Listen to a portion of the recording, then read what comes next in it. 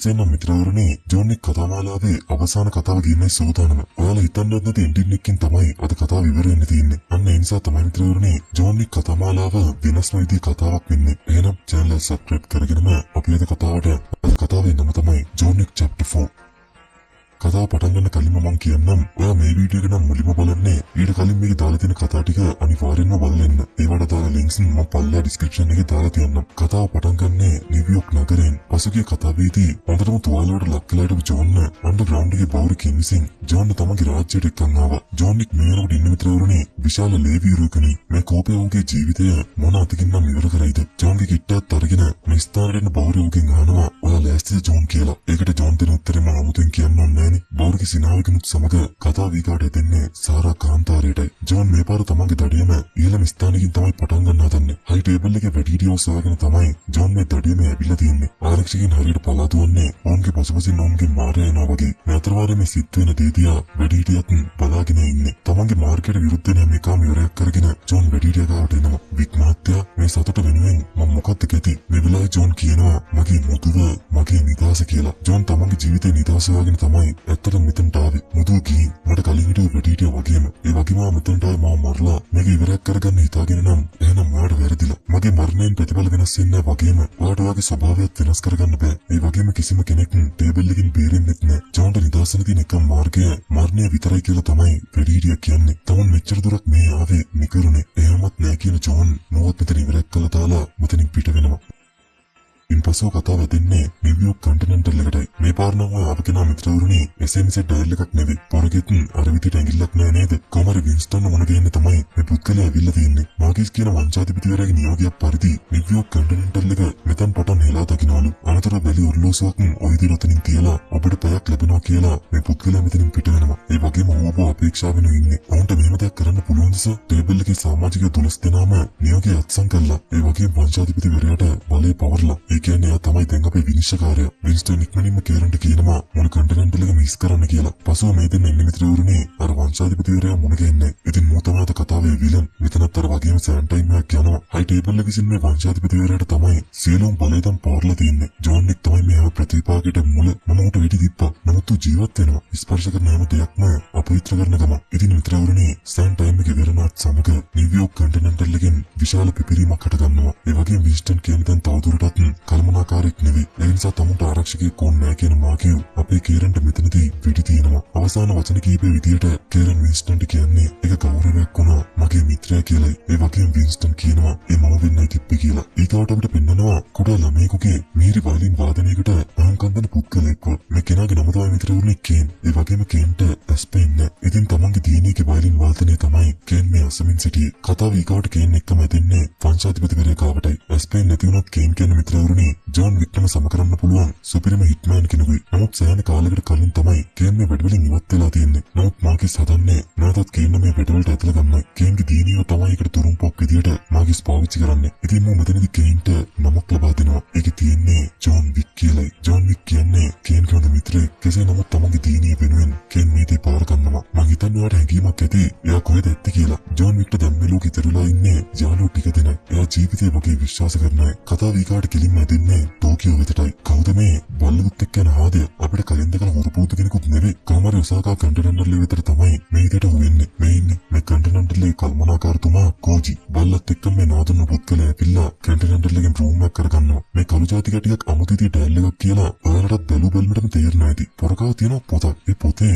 John weak ගැන ගොඩක් දේවල් ඕ ලියලා තියෙනවා. කෝජිත් එක්ක මේ කතා කරමින් ඉන්නේ ඔහුගේම දියණිය. අද දිනේ තව සුළු මොහොතකින් කෝජි ඊටම විශේෂ කෙනෙක් මොන කියන්නේ දාගෙන තියෙනවා. නමුත් ඒ දෙයට අකීර නම් පොඩ්ඩක්වත් කැමති නෑ. ඔයාලට පේනවා එක එක කන්ටිනෙන්ටල් ඒවා පීඩා තියෙන ප්‍රදේශයත් එක්ක ඒ සම්ප්‍රදායන්ට අනුව හැඩ ගහලා තියෙනවා කියන එක. සමුරායි තමයි මේ කන්ටිනෙන්ටල් එකේ තීම් එක. ඉතින් කෝජි මේ තියෙන රාසයම තමන්ගේ පරණ මිත්‍රයා මුණ ගැහෙන්න එනවා. මං හිතන්නේ අන්තිමේදී සැනසීමෙන් ඇති. ඒ ප්‍රශ්නේදී ජෝන් නියඩයි. පේන විදියට නම් එහෙම නෑ වගේ. ජේෂ්ඨයා මරුපේක නම් වරදක් මිත්‍රයා. එයාලගේ ප්‍රතිවිපාකේ උනේ නිව්යෝක් කන්ටිනෙන්ටල් එකයි. ඒ වගේම මගේ තුව බය වෙලා ඉන්නේ ඊකාට අපි කියලා. වින්ස්ටන්ට වෙලා තියෙන දේත් ජෝන් මෙතන දැනගන්නවා. ඔයා නිකමට හිතලා බලුවොත් ජෝන් මේ කොහෙන් නතර වෙයිද කියලා. ටේබල් එක කවදාවත් නවතින්නේ නැහැ. ඔයා ඒක දන්නවා. කෝජි මට බොහොම කනගාටුයි. ඔයාට එහෙම කරදර කරන එකට. පාසුදායි වෙනකොට මිත්‍රත්වයේ කුඩා දෙයක් වෙනවා මිත්‍රයා මේ කළු ජාතික ඩයල් එක දිගින් දිගටම ජෝන් ගැන මොනවා හරි හොයනකම ඉන්නේ. මේ වෙලාවේ මේ කන්ටිනෙන්ටල් එකට වංශාධිපතිවරයාගේ මිනිස්සු එනවා. ඔවුන් පැනදගෙන ඉන්න සලකුණ දැක්ක ගමන් මිස්ටර් නෝබඩි වගේම අකීරත් මේ කවුද කින්ද මන්ද කියන එක දැනගන්නවා. අකීරාත් එක්කම තමන්ගේ සේවාදායකට රහස්‍යම කියනවා හැමදෙනාම ඉක්මනට ඉවත් කරන්න කියලා. මේක යන එකම මාර්ගය මරණය විතරයි. මම හැමෝම මරන්න යන්නේ. මම විශ්වාස කරනවා උත්සාහ කරයි කියලා. හැබැයි ඔයාටවත් කාටවත්ම බෑ හැමෝම මරන්න. ටික වෙලාවකින් අකීරා කලබලෙන් මෙතනට ඇවිල්ලා සිද්ධ වෙන්න යන විනාශය ගැන කියනවා. අනතුරුව කෝචි තමන්ගේ දුව ජෝන් තාව තියලා වංශාධිපතිවරයාගේ මිනිස්සුන්ව මුණ ගැහෙන්න පිටත් වෙනවා. අමුත් ඇවිල්ලා ඉන්නේ සංග්‍රහ කරන්න ලෑස්ති වෙන්න. ඉතින් කෝචිගේ ශිෂ්‍යයන් ටික අමුත්තන්ට සංග්‍රහ කරන්න මේ විදිහට තමයි සූදානම් වෙන්නේ. මෙන්න මෝ තමයි වංශාධිපතිවරයාගේ ප්‍රධානතම ගෝලයා. හයි ටේබල් එක සැක කරනවලු ඔසාකා කන්ටිනෙන්ටල් එක පලාන්නට උදව් කරනවා කියලා. ඉතින් ඒක නිසා මෙයාලට අවශ්‍යයිලු මේ බිල්ඩින් එක සම්පූර්ණයෙන් පරීක්ෂා කරන්න. නමුත් ඒ දෙයට කෝචිගෙන් අවසර ලැබෙන්නේ කොහමද ටික වෙලාවකින් මෙතනට කේනුත් එනවා. කොහමද පරණ යාළුවා මෙච්චර කාලයකට පස්සේ තාපේක කොච්චර හොඳයිද? ඔයත් දැන් නුන් එක්ක නෑ. එහෙම දෙයක් නෙවෙයි. කේන් තමන්ගේ දුව නිසා තමයි ඔවද මෙතන ඉන්නේ. මේ රෂියන් කාර්යය මෙතනදී කියනවා මාකිස්ගේ නාමයෙන් මේ කන්ටිනෙන්ටල් එක මේ මොහොතේ දැන් අපවිත්‍රයි කියලා. මේත් එක්කම කෝචි කන්ටිනෙන්ටල් භූමිය මේ ආකාරයෙන් වෙනස් කරනවා. නිව්යෝක් එකෙත් මේ වගේම දෙයක් වුණා මතකද? කෝචිගේ දුනුවායන්ට මොන්ව ෆොටෝ කරලා තියෙන්නේ. කේන් නැවතත් කෝචිට කියනවා මේ දෙයක් කරන්න එපා කියලා. රෂියන් කාර්යයට නවතින්න නැතුව ඉදිරියට එන්න හදනකොට දුනු ප්‍රහාරයෙන් නොයිතට එල්ල වෙනවා. ඒත් සමග කෝචි සීලෝම් ශිෂ්‍යයන් ඔවුන්ගේ කටානාසන් එළියට ඔයිතට අරගන්නවා. කෝචිගේ මිනිස්සු සහ මේ රෂියන් කාර්යය අතර මේ සටන යනකොට සටනේ වාසිය තියෙන්නේ කෝචි පැත්තටයි. නමුත් ඒ වැඩි වෙලාවකට නෙවෙයි. මොකද ටික වෙලාවක් යනකොට හයි ටේබල් එකේ සෙබළුත් මේ ස්ථානෙට එනවා. ඉතින් මේ මොහොතේ කෝචිට කරන්න තියෙන එකම දේ පසුබිම් එක විතරයි. හොටෙල් එක පරීක්ෂා කරන්න, වික්ව හොයාගන්න. මේ දෙන්න මෙතන මේ විදිහට ඉන්නකොට කෙනෙක් ඇවිල්ලා සිත් වෙන දේ ගැන කියනවා. මෙල තමන්ගේ ස්වරූපේ මාරු කරගත්තා කියලා ජෝන්ගෙන් අහනවා. ඔයා ආයුධ සන්නද්ධයිද කියලා. ඕව ඉතින් ජෝන්ගෙන් අහන්න ප්‍රශ්නද? මේත් එක්ක මෙයාලා ඉන්න ස්ථානෙටත් ඇම්බුෂයක් සිද්ධ වෙනවා. කවමාරි වැඩි වෙලාවක් කරගන්න තුමේ තුන්දෙනා එකතු වෙලා මෙතනට ආපු සෙබළුන් වුණන් එක එක්කෙනා ගන්න ඉවරයක් කළා දානවා. කෝචි මාරු දෙන්නෙක්ට තමයි පාරාවිර කරන්න කියලා බාර දුන්නේ. කේන්ට නම් සිත් වෙන කිසි දෙයක් ගැන ගානක් නැහැ. දෙගොල්ල අතර මේ විදිහේ සටන යනකොට බෙරෙන්තන් රුසියන් කාර්ය කේන්ට කියනවා ඒ යන්තය තමන්ගේ වැඩේ කරාන් කියලා. කාලේ මේ ඉවරෙච්ච කේන් විගාන පැත්තකින් ওই දිට තියලා සපත් වෙලෙසෙක් කුත් ගාගෙන දැන් පිළිට බහින්නයි හදන්නේ. ඔන්න දැන් බලා ගන්නගෙන නම් අන්දික්ක වැඩ පේනවා තමන් විතරනේ ඊතලෙන් පවා කේන් බේච්චටි. ඊටම තුන් සමන්දීමක් උපයෝගී කරගෙන තමයි කේන් හැමදේම සිද්ධ කරන්නේ. මොකද උඩ දැන් එකම දේ ශබ්දේ විතරයි. මං කල්පනා කරේ ඇසුත් වෙනවා නම් එහෙම කොහමද තියෙද කියලා. කේන් මෙතනදී මේ කිසිම කෙනෙක්ව මරන්නේ ඕන්න වලක්වනවා විතරයි. කේන් ගාව තියෙනවා ඔව් සටනේදී පාවිච්චි කරන පොඩි උපකරණයක්. මේ වගේ කීපයක් ඔව් මේ ස්ථානයේ තැන් තැන් වල සම්බන්ධ කරනවා. ඉතින් කවුරු හරි කෙනෙක් මේ කරා යනවත් එක්කම ඒ උපකරණයෙන් ශබ්දයක් පිට වෙන ගන්නවා. අන්නේ ශබ්දය උපයෝගී කරගෙන කේන් සමගම පාර දෙනවා. සම්පූර්ණ ඔසාකා කන්ටිනෙන්ටල් එක මේ වෙනකොට එකම යුද පිටියක් පාට පත්තලා අමාරයි. කවමාරි මේ සටන් මේ විදිහට සිද්ධ වෙනකොට අකිරට පොඩ්ඩක් තුවාල වෙලා කෝචි තමන්ගේ දුවත් අරගෙන ජෝන්ට කියනවා ආව පාරෙන් යන්න. උමේට ස්ටේෂන් එකට මම නතර වෙන්නම්. මම ඔබට දෙන්න අතර තෑග්ගට කරන්න එපා. ජෝන් යන්න හදනකොට අනික ජෝන් මට පොඩි උදව්වක් ඕනි. ඔයාට පුළුවන් තරමක් මරන්න. ඒක ඉතින් ජෝන්ට අමුතෙන් කියන්න ඕන දෙයක් නේද? ඉතින් මේ විදිහට ජෝන් තමාතට එන හැම පාදකයක්ම ටිකෙන් ටික ඉවරයක් කරගෙන ඉදිරියට මෙතෙනවා. ඉතින් මේ යන ගමනේදී තමයි ජෝන්ට තමන්ගේ පරණ මිත්‍රයෙක් මුණ ගැහෙන්නේ. උන්නාට මගේ නම දීලා ඔව් මට කනගාටුයි. මටත් මෙත් එක්කම කෙනෙක් පාටම පිට තියන්න පටන් ගන්නවා. ජෝන් කව වෙලා අතරට ගිහින් හැංගෙනකොට ජෝන්ට වෙපන්නෙකුත් හම්බෙනවා. උඹට අයින් වෙලා ඉන්නේ තිබ්බේ. අපි හැමෝගෙම යහපතට මම උත්සාහ කළා. එහෙමද? නැවතත් දෙන්න අතර දොන්ද සටනක්.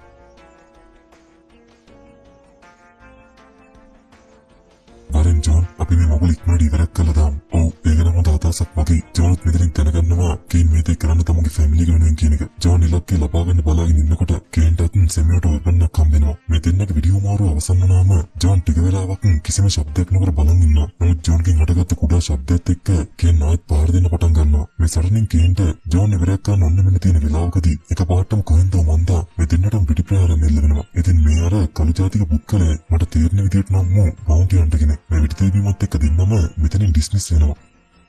මේ අතරවාරය වෙනකොට මිත්‍රවරුනි ජෝන් වික් වෙනුවෙන් නැවතත් ඩොලර් මිලියන 20ක විවෘත ලන්සුවක් ක්‍රියාත්මක වෙනවා. ඒ වගේම ඔසාකා කන්ටිනෙන්ටල් එකත් දැන් අපවිත්‍ර භූමියක් බවට නම් කළා අමාරයි. ජෝන් පිට වෙන්න යන ගමන් ඉන්නකොට එයාගේ පැත්තට රෂියන් කාර්යෝ ටික එනවා. කවමාරි මුන්ටිගාවත් ටේක් ඩවුන් කරපු ජෝන් මෙතනක මිනිස්සෙක්ගෙන් පිස්ටල් එකකුත් අරගෙන ඔහුගේ අර සලකුණත් අරගන්නවා. මේලා මෙතන තවත් රෂියන් කාර්යයක් එනවත් එක්කම අර බල්ලා මෙන්න කොහෙන්ද වන්ද එකපාරටම කඩාපයින්නවා. හත්තලා මේ ජෝනි උඹ මාරම ජංජාලයක් නේ කරලා තියෙන්නේ. මං තමුන්ව දන්නේ. හැබැයි මං තමුන්ව දන්නවා. මම ඇවිල්ලා මිත්‍රවරුනි බවුන්ටි හන්ට් කෙනෙක්. ජෝන්ට දීලා තියෙන චාන්සු තවත් වැඩි වෙනකන් තමයි මම මේ ජෝන් විටිමිට ආරක්ෂා කරන්නේ. දැක්කම වෙච්චදී සඩනෙන් කෝජිගේ දුවටත් තුවාල වෙලා. ඒවත් අරගෙන කෝජි කන්ටේනර්ලෙන් පිට වෙන්න යනකොට කේන් මේ වෙලාවේ ඒ දෙයට විරුද්ධ වෙනවා. හොඳයි කෝජි මට ජෝන් ඉන්න තැන කියලා මෙන් යන්න. ඔබ හොඳටම දන්නවා මම නොකියන බව. මෙතනදී කේන්ට කිසිසේත්ම අවශ්‍ය නැහැ. තමන්ගේ යාළුවොත් එක්ක මේ සටන කරන්න. නමුත් කෝජිත් තමන්ගේ මිත්‍රයා පාවා දෙන්න සූදානම් නැහැ. ඉතින් නගමැත්තෙන් හරි යාළුවෝ දෙන්න අතරේ මේ දෙය තුන් සටනක් පටන් ගන්නවා. මේ සටනේදී කෝජි කේන් අතින් පරාද වෙනවා. නමුත් කේන් අවස්ථාවක් දෙනවා කෝජිට මෙතනින් පිට වෙන්න.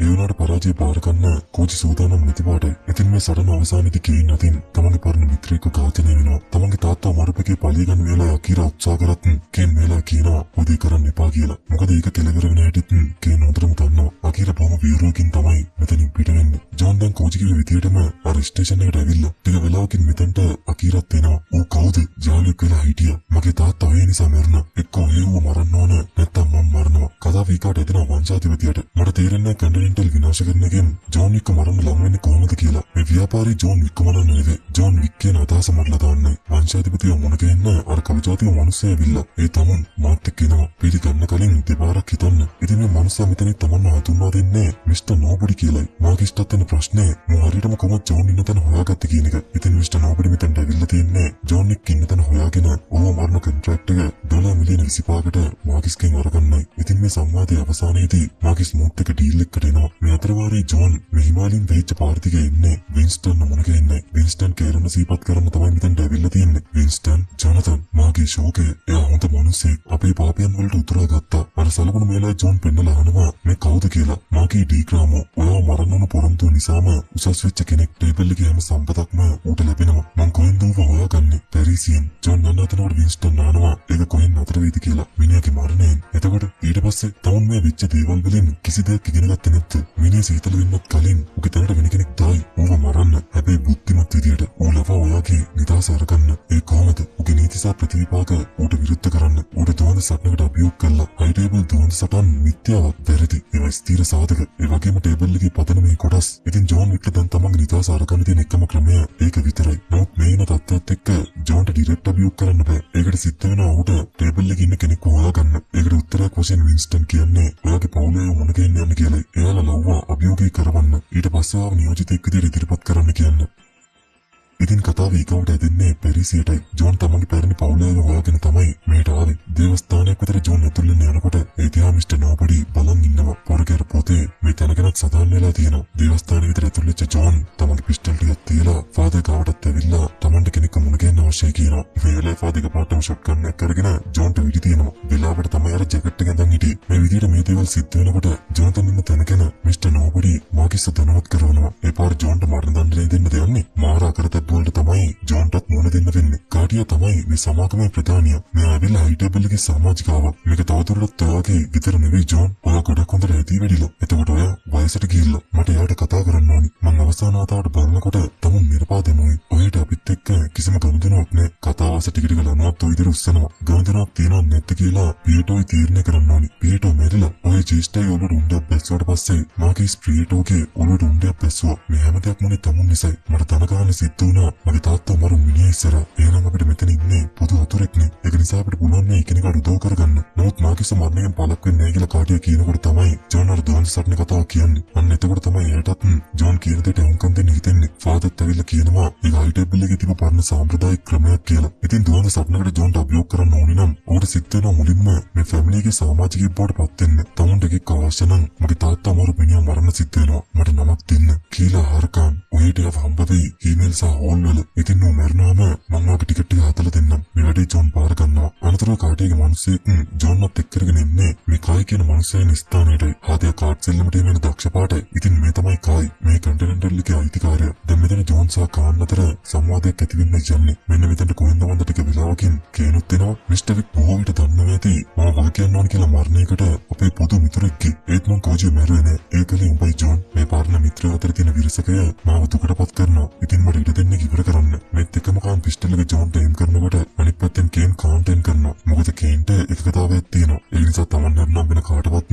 ජෝන් මරන්න දෙන්න බෑ. කාන්ගේ මිනිස්සුන්ට එළිය ඉඳලා තවත් මිනිස්සෙක් පහුවෙලා. මිස්ටර් නෝබඩි නේද අහුවෙලා තියෙන්නේ. මේක මං වෙනුවෙන්ද නෑ මෙයා වෙනුවෙන්. එහෙනම් වාඩියමු මිස්ටර් නෝබඩි. තමන්ට ඕනෙත් මුව මරන්න. එතකොට තමන්ට ඕනෙත් මුව මරන්න. ඒ වගේ මටත් ඕනේ මුව මරන්න. එතකොට මිස්ටර් වික් තමන් මං මුව මරන්න යන්නේ. කොහොමද මෙතන තුන් දෙනා අතර මැරෙන කෙනා හොයන්න පොඩි කාඩ් සෙල්ලමක් යනවා. කාඩ් සෙල්ලම කොහොම කරත් කාන් දිනනවා. මොදු හොර කරන්නේ දක්ෂයි. කොහොමද මෙතන කාඩ් සෙල්ලම ජෝන් පරිදිනවත් එක්ක ලොකු සටනක් මේ ස්ථානේ හටගන්නවා. අනිත් දෙන්නගේ උදව්ත් මේ වෙලාවේ ලැබෙන්නේ ජෝන්ටයි. කාන් පායකුල්ලෙක් වගේ දැන් මෙතනින් දුවන ගම. මොකද ඌගේ මාරයා දැන් ඌගේ පසුපසින් හොටෙල් එක දිගේ සෑහෙන දුරක් දෙන්න මේ විදිහට ගමන් කරනවා. තඩිය වගේ හිටියට කාන්ටත් හොඳට ෆයිට් කරන්න පුළුවන්. කොහොමනොත් අවසානයේදී කාන්ගේ කතාවත් තියාගන්න අපේ ජෝන් කාන්න මරුබෝඩ සාක්ෂියක් වෙනුවෙන් ඌගේ රත්තරන් දතකුත් ওই විදිහට ගලව ගන්නවා. අනතුරු මේකත් අරගෙන ජෝන් පිට වෙලා යද්දී මිස්ටර් නෝබඩි උත්සාහ කරනවා ජෝන්ගේ කතාව ඉවර කරන්න. නමුත් මේ වෙලාවේ ඊට කේන් විරුද්ධ වෙනවා. මං තමන්ට කිව්වනේ ගනුදෙනු පිළිගන්න එපා කියලා. කාටියා තමන්ට බාර දුන්න රාජකාරිය ජෝන් දැන් මේ විදිහට මිස්ටර් ගල්ලා තියෙන්නේ. දැන් ඉතින් තියෙන්නේ